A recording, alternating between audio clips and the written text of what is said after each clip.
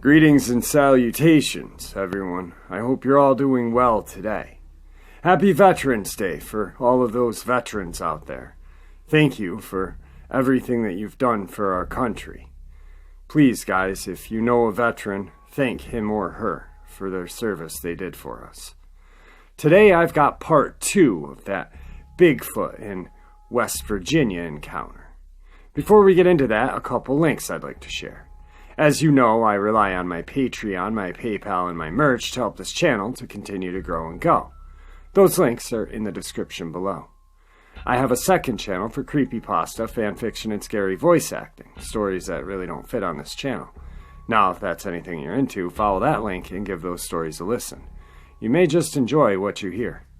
I also started a GoFundMe page to help raise some money for my decompression surgery for my neuropathy that I'll be having December 3rd. If that's anything that you're willing to help with, and it would be greatly appreciated, that link is also in the description below. Now I've taken enough of your time and you've had to wait an entire day, well, half a day. Let's get on with this encounter, shall we? Part 2 of the Bigfoot, West Virginia encounter. Bob, Steve, and the host had departed, and I was there in the campsite all by myself. I was there with nothing and no one. There was a vehicle there, but it wouldn't start, and I assumed that it was locked. I didn't really care too much about this situation because I was armed and I had been all over the world in some of the most inhospitable places. I proceeded with my original plan for the day. Everything seemed fine, and I decided that I was going to straighten up, round up the garbage, and get the firewood moved closer to the fire pit. As I was working, I noticed the cicadas were making their noise, and they were being extremely loud. They don't come out but every so many years, and I had learned that this was one of those years. They were so loud that it was almost affecting my ability to hear. I tried to put the very annoying sound out of my mind and continued to clean up the campsite. I'd been working for a short time when a pickup truck came down the side of the mountain. I figured it was someone checking out the campground and didn't pay too much attention to them until I saw them park. They parked in an area where I couldn't see the vehicle, and I had heard them get out of their truck. Next thing, I see them walking through the brush along the creek that flowed into the river, and they disappeared out of sight. They went the same direction that the Bigfoot had retreated to that night before. They weren't gone long before I saw them walking back along the same path they had taken. I don't know what to make of this, but assumed they might have been checking out a trout line or something like that. I did make a mental note of it because I had been warned before the expedition that the host had a history of possible hoaxing evidence. I stuck that in the back of my mind and never mentioned it to anyone. They got into their truck and left. I continued rearranging and cleaning up the campsite. About 20 minutes go by and I heard another vehicle coming down the side of the mountain. This vehicle was a small station wagon that looked like a husband, wife, and 2 smaller kids in the back seat. The kids were up on the windows looking out like they were waiting to see something excitedly. They drove down the right hand of the forked road, crossed the bridge, and drove a short distance before they turned around. They came back over the bridge, went up the mountain, and never stopped as they left. I didn't think anything of it and continued what I was doing. A considerable amount of time had passed, I'd say about an hour. I had just finished up cleaning the campsite and getting it in order when I looked across the field on the west side of the campground. I noticed a tree moving, and at first glance I didn't think much of it. I looked again and realized none of the other trees were moving. It was just this one tree swaying back and forth. I looked in the direction of the tree and tried to see what was making the tree sway like that. A thought entered my mind. Bear. A bear was scratching his back on the tree, making it move like that. There was one problem, though, and that was that I couldn't see anything around the tree that was causing it to move that way. Then another thought entered my mind. Could it be a Bigfoot making that tree move like that? I looked and could see nothing but the tree swaying back and forth in a steady movement. The cicadas were singing loudly as the tree continued to sway back and forth with a slow and steady motion. I decided that I was going to act as if I didn't see it. Every now and then I would glance over and see the tree still moving back and forth. I began to ponder what was going on. Was something trying to get me over there to investigate? If that was the case, I was surely not going to do that while I was by myself. Then another thought entered my mind, a diversion, a way to keep me focused on one area while something passed behind me. Then the thought of possible ambush entered my mind. Knowing that I couldn't hear due to the loudness of cicadas, it would be easy for something to sneak up on me without me hearing it. I got extremely paranoid and began scanning visually 360 degrees around me. There was nothing that I could see, but the tree was swaying. Was this all in my head? I can assure you that the fear was just as real as that lone tree swaying back and forth. After 30 minutes of scanning the area like a paranoid person, I heard the sound of the cicadas. It was a vehicle, and I soon saw it was coming down the mountain. I was never so relieved to see a vehicle, and my hope was that it was Bob and the host returning to camp. It turned out that it wasn't. It was a middle-aged couple in a pickup truck. They entered the campground road and drove along the lower road and stopped right next to the camp. The man rolled down his window and asked me if it was safe to swim down at the boat launch. I replied that I was unaware if it was safe, but my friend that lived in the area would be back soon, and he would surely know. He thanked me, and they continued to drive down to the boat launch. I had lost track and momentarily forgot about the swaying tree. I was just glad that I wasn't alone in the campground, if but for a short time. The couple drove down to the boat ramp, stayed for a few minutes, and then came back out and headed back up the mountain. As they ascended the road, I glanced in the direction of the tree and noticed that it had stopped swaying back and forth. I felt a bit more ease and sat down in the camp chair for a break. I sat there for maybe 10 or 15 minutes when I heard a sound coming from the tall grass just across the campground. I looked in the direction of the sound to see a mama groundhog and her baby emerge from the tall grass. She came out onto the road, baby in tow, and grumbled with every step as they headed right down the center of the camp road. I thought this was kind of funny because she actually sounded like she was pissed about something. The thought then entered my mind that maybe they were flushed out of their hiding place in the tall grass by whatever had been moving that tree back and forth. The groundhogs left the area, and I never saw them again after that. Shortly after the groundhogs left, a truck pulling a fifth-wheel camper pulled into the campground. The driver headed towards the campsites that were closer to the boat launch.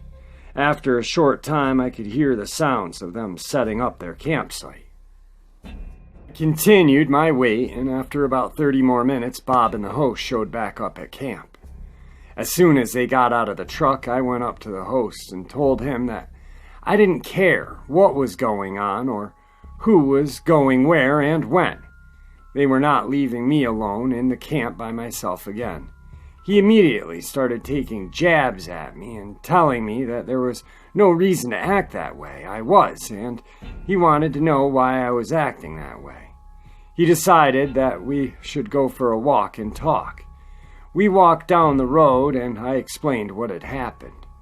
When we approached the area where the fifth-wheel camper was set up, they had set their camp up in a nice fashion and even had a rubberized padding set down in front of the camper to provide a clear, not dusty place for them to walk. I noticed 3 kids running and playing around the camper. We waved at the camper as we walked by and continued around the loop. Not far from the fifth-wheel camper, we could see an extension cord crossing the road. We looked and could see the generator had been set up a good distance away from the camper on the other side of the road and up the side of the mountain. The walk continued. We got to a place on the road that was the closest to the swaying tree. I took the host over and showed him the tree, and we both examined it. Putting my hand out to push the tree, I quickly learned that it was very stout and would have taken quite a bit of force to make a tree like that sway. We then walked back to the campsite and proceeded to talk about the plans for the rest of the day. Looking back, I know that my paranoia was pretty much self-induced. But I believe that my spidey radar going off like that has played a part too. I had not had a bad feeling about that place until that day. The fact remains that something was making that tree sway, and I couldn't see what was doing it. I'm not saying it was a Bigfoot or any other cryptid for that matter. I knew at that point only that there were Bigfoot in the area because I had seen one the night before. After thinking about the events of the day, I made a few decisions that would change how I operate when it comes to research expeditions. The first thing I swore I would never do again is ride or travel to an expedition location without having my own vehicle. The second is that if I'm out researching with someone that I don't know and trust, I won't be getting out of the vehicle. Some may call the latter being scared or chicken, but I can assure you that being locked out of a vehicle by someone is not what you want to have happen when cryptids start coming out of the woodwork. These are also things to consider if you are researching with someone who is green, or that has never had that kind of encounter. That afternoon, Roger and his girlfriend and child showed up to camp. Roger wanted to go walking and explore the area, and I wanted to do the same, but hadn't had a chance to do so yet. He and I took off walking and looking around the immediate area. We ventured down into the creek bed and we located a large pile of fish skeletons. Now it was mainly heads, bones, and dried skin. It looked like someone had taken hundreds of fish a short distance up the creek bed, filleted them, and then threw the carcasses into a huge pile. The odd thing was that this pile was surrounded by tall weeds, and you really couldn't see it unless you were standing in the creek bed. We poked around that area for a bit and walked down towards the bridge. I was walking much slower and looking for evidence while Roger walked much faster. He went under the bridge and continued down the creek bed to the river. He had walked 30 or so yards down the creek bed before calling out to me, "Come look at this!" I walked under the bridge and headed to his direction. There, on a flat rock ledge, were 3 turkey feathers, pointing in different directions, with a rock on top of them holding them down. Neither of us had seen anything like this before, but were sure that this find was purposely placed there. Roger took a picture of the find, and we continued to look around the area. There were no other finds until we went back under the bridge on our way out. As we got under the bridge, on one side you could see a hole that had been dug out under the roadbed. This hole was roughly big enough that an average-sized man could get into if he went feet first. There was nothing inside the hole, but we could clearly see that something had disturbed the dirt inside the hole. We looked around for anything of note. There was nothing else there to note. Took pictures and headed back to the campsite. We helped Roger get his tent set up, and then we gathered around the fire pit to eat. It was getting later in the evening, and we decided that we were going to hang around camp for the night and catch up and share experiences. Soon it started to get dark. As twilight approached, I could see the man from the fifth-wheel camper walking up the hill towards the generator. He went out of sight, and shortly thereafter I could hear the generator running. I didn't think too much of it and continued to talk to the guys. Some time went by and it started to get full dark, and we decided it was time to light the lanterns. After they were lit, we continued to talk, and I happened to look down towards the fifth-wheel camper. I could see that there were so many lights on, and that the area around the camper was lit up very bright. I remember thinking to myself that it sure seemed like an awful lot of light for a camping trip. I didn't pay it any more attention for a while. It continued to get darker, and we continued to nurse the fire. I happened to glance down towards the bright lit part of the camper to see them all go out at once. And don't hear the generator running. A few seconds go by, I see a flashlight making its way up to the generator. A few seconds go by and the droning of the generator resumes. I can see the flashlight making its way back down to the campsite, which is now well lit like it was before the generator had went off. I didn't think much of this event at first because I assumed the generator had went off due to it running out of fuel or overload from the draw of the really bright lights. I continued talking with the guys and didn't think much of it. About 15 minutes go by and I hear the drone of the generator stop again. I look in the direction of the camp and all is dark. The flashlight makes its way back up to the generator, the droning starts, the lights come back on. This is curious to me and I'm trying to figure out what's going on. I'm really intrigued to watch the series of events unfold for 2 more repetitions. The 5th time it happens, I see the flashlight make its way to the generator and then back to the campsite. It wasn't 10 minutes later I see headlights coming from the direction of the 5th wheel camper. I watched as the campers drove out of the campground in what seemed to be a hurry, trailer in tow. They drove up the mountain road and were never seen again. We were all talking about how fast they had left and determined that they must have had something happen for them to leave like that. We would never find out what had happened. About 30 minutes later, a pickup truck comes down off the mountain road and turns onto the lower road that passes right by our campsite. The truck's occupied by a younger guy driving and a younger female passenger. There was also a younger guy and girl in the back of the pickup.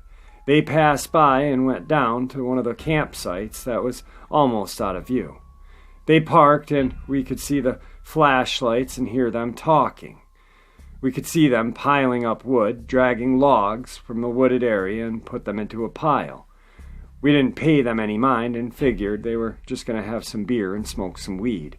After a little bit, we could see that they had started a fire in the distance of their campsite.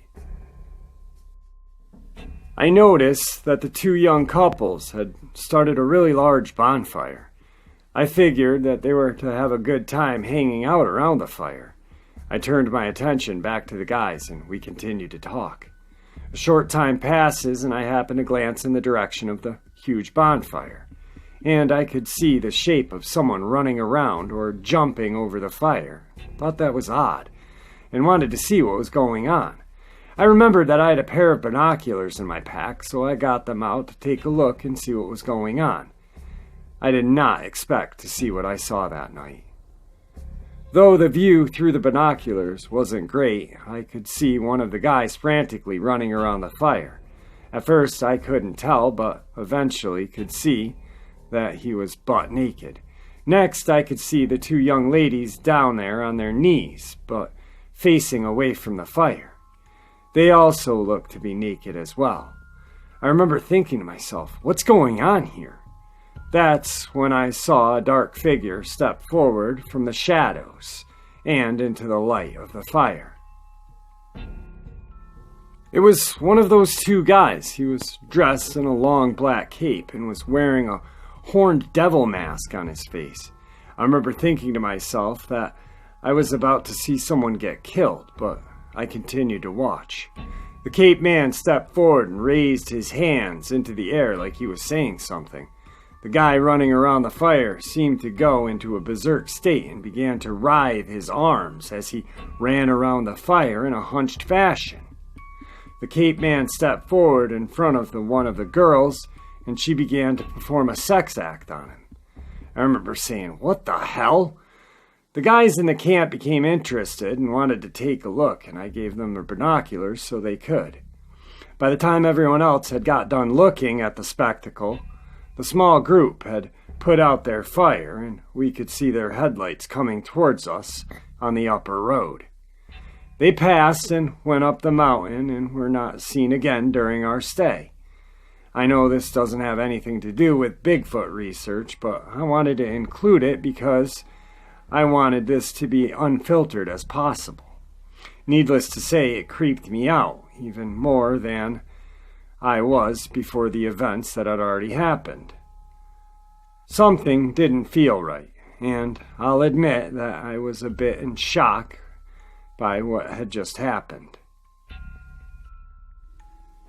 The host had been unable to determine why his car wouldn't start, but scheduled a tow to come get the vehicle on the day the expedition was to be over.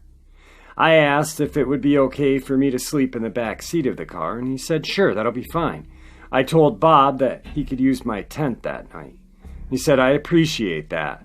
His plan was to sleep in his truck. At least, if he had used my tent, he'd be able to stretch all the way out and get some decent rest. We continued to hang out near the campfire and talk. We started to hear owls calling in the distance. The guys kept saying the owl calls didn't sound right, but they sounded like normal owls to me. The only thing I could tell was the calls would come from one location, and then after a few minutes they came from another. Not something terribly concerning due to the fact that owls could fly from one location to the other, and call once they reached that location. It made sense to me. We listened to them for a good while, and then the calls stopped. It got time for everyone to bed down, and everyone retreated to their tents. I took my sleeping bag and crawled to the back seat of the car. I locked the doors, curled up, and went to sleep. After a while, I woke up, and I was really hot. I rolled down the window about an inch to let some fresh air in, and my hope was that I'd cool the car down some. I fell back to sleep. I don't know how long for, but I was awakened by a sound outside of the car. I lied there, covered up in my sleeping bag with it pulled over my head. I wasn't sure what the sound was that woke me up, but passed it off initially as nothing and tried to go back to bed. All of a sudden, I hear a low, guttural inhaling sound coming from the area of the crack in the window. I lied there as still as I could. I didn't move an inch. And inside, I was freaking out a bit. I continued to lie there, listening. I heard nothing after that. After a while, I fell back to sleep. The next morning, when I got up and got around, Bob was sitting by the campfire drinking coffee.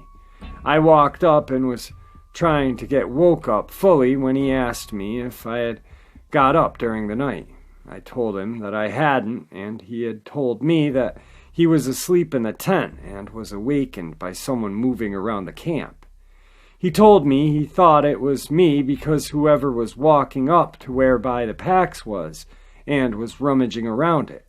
I instantly became concerned because I know that my pistol was in my pack. I looked into my pack and learned that everything was still there. I was the only one that was armed in the camp, and no one knew that I had my pistol in my pack. I wanted to make sure no one had taken it. I was relieved to find it still there. So that is the end of the Bigfoot research program that happened in West Virginia. They did have one encounter with a Bigfoot. We still don't know what made the tree move. I'm assuming it was a Bigfoot because the tree was large, as he described, and he couldn't move it. The family that rapidly left the campsite and their generator getting turned off. Remember, the lantern the first night got turned off.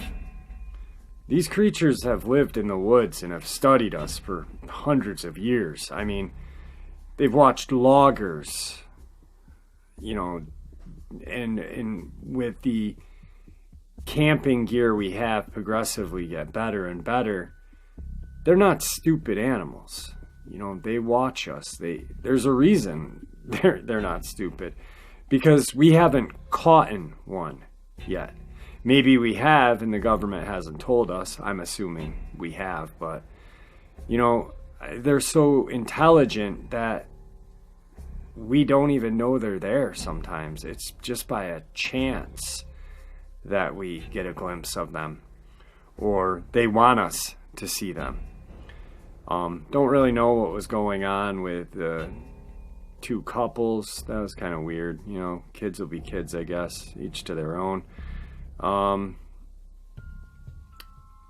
But the last night when they're camping, there was definitely a Sasquatch moving around the camp. It almost makes me wonder if he knew he had a pistol. Just rummaging around the packs, that area. Or maybe he was looking for food or something. Not really sure. Definitely very interesting.